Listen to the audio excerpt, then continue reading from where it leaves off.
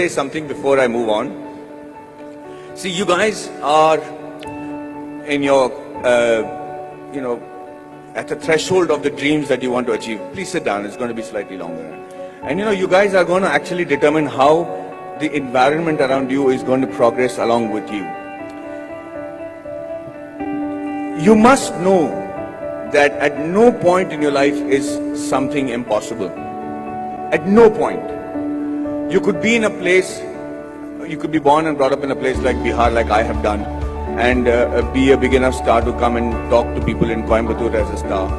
Or you could be in the industry like the Tamil and Telugu industry and be known as the most exciting director. Rajmouli suddenly decides that he can make a film which is, if not better, but at par with Hollywood. And he does that staying in India, and he hits the ball right out of the park. He becomes historic in just that one moment. There is a huge lesson to be learned on things like that. Everybody keeps saying success is when the right opportunity meets the right preparation, right?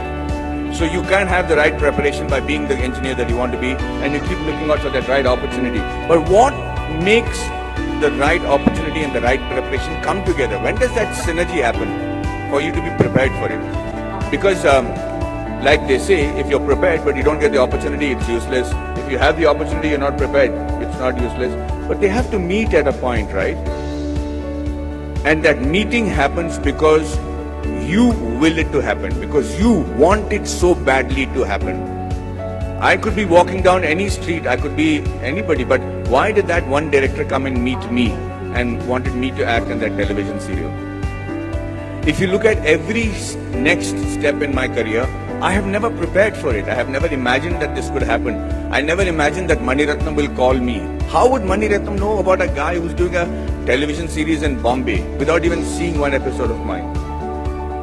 So let's come back to that one point that happens, the synergy that happens between the right opportunity and the right preparation.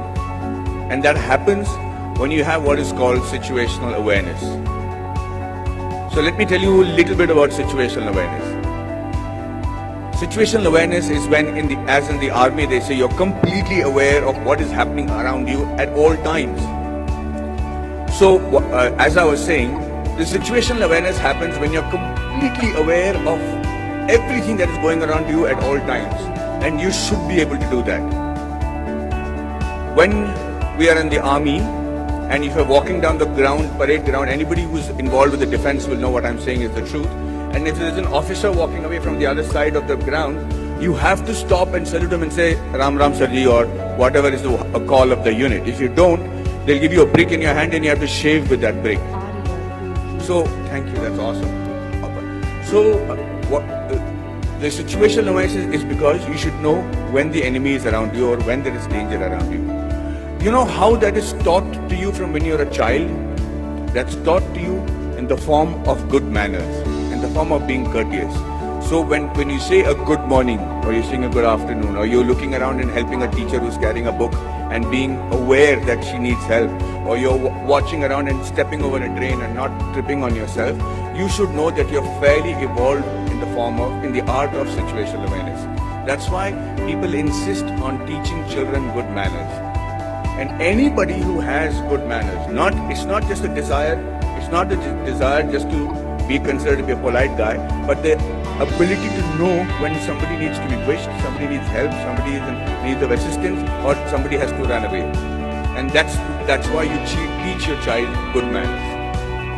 And I will tell you today, from the bottom of my heart, I might not be completely worthy of some of the opportunities that I got, but I grabbed it like hell, and I got those opportunities simply because I was a very well-mannered person.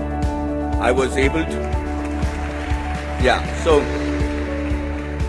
and with that manner, with the way you walk, with your gait, the kind of words that you use, it's very common to use normal language when you're friends and everything, but most people don't even have a vocabulary. The reason I started those classes in Kolhapur was so that I had my friends who came to me and said, Maddie, we are very good engineers, buddy. We're really good at what we're doing. But the problem is I can't speak in English, I can't speak in Marathi. So when they come from Tatas and Kirloskars for campus selections, I'm not able to communicate to them. They don't even observe a Kolhapuri boy wearing a terry cotton pant and a shirt and wearing chappals and don't even consider that he could be a good engineer. So when I said the fault lies with you guys, it's you have to break the clutter. Nobody's going to come and say, hey, you know what, maybe you're a good engineer, let me give you a shot. You have to be noticed in that very first instant, and for two reasons. One is that either you should know what is a good profession for you. If you're not able to make an impression, then quickly change it. This is not the be all and end all. Engineering or whichever subject that you choose to major in when you're in college does not literally have to be your lifelong profession. But give it a shot. At least know if that is a profession that you really want to pursue and excel in, because that's the only way you'll survive, is if you excel in it. If you excel in it to such an extent that you think, sleep, dream, eat, breathe that particular job. And I do that with acting. And I'm telling you, I do not know what else. I would have been a really bad soldier because I think I'm a really good actor. I'm involved completely, 100% of the time. I'm doing research. If I have free time, I'm going to YouTube and finding out what is a different method of acting. I just do that with a passion. If you're not doing that for your profession, know that you're in a secondary profession. Know that you're doing something which the Lord has not made you to achieve glory in. So you have to give it that shot. Now, what I'm trying to tell you is that Kolhapuri friends of mine who then came to me and I said, okay, let's try and see if we can change that. So at 5 o'clock in the morning, they would come to my room, we'll go to the terrace, and I started teaching them how to present themselves in the interview. Things that I had the good fortune of doing because I had many interviews and many group discussions to attend. And then I started with basic things on how to shake hands, how to look somebody in the eye and speak. How do you introduce yourself? How do you shake hands with a lady as opposed to a man? How do you speak on a phone? What is dining table etiquettes? What's telephone etiquettes? When do you use a shrimp fork or a salad fork or people might think I don't require that. I'm never going to work on those things. I'm doing my father's business. But you never know. That is the preparation that you make to make that quantum leap in your careers. These are basic things. You have to know that. You have to know how to dress correctly. You have to know if you have body odor. You have to know whether you're spitting on people's face and how to stop it when you're speaking. If you don't do these things, ladies and gentlemen, you will be in an average life, doing an average job and living an average life. Having said that, I'm not saying that is wrong. That could be your calling. My father is very happy living that sort of a life because they don't live in extremes. But if you have a passion and if you have a desire to be exceptional, if you have a desire to be seen apart from the crowd, then this is the bare minimum thing you should do. So when these guys went for the interview the next time in Kolhapur, I made it a point to call the Tatas and say, hey, you know what is wrong? Because I am from Jamshedpur, from the Tata Steel town. I knew the officers, I knew the senior gentlemen.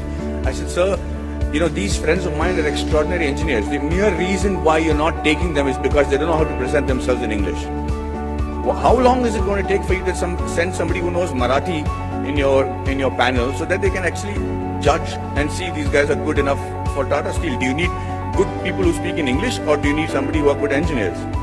And he agreed. He actually sent people from Maharashtra, and for the first time in the history of Kolhapur, we had 5 guys getting into Tata Steel and Kirloskars. And I just wanted to say that I'm not taking credit for it.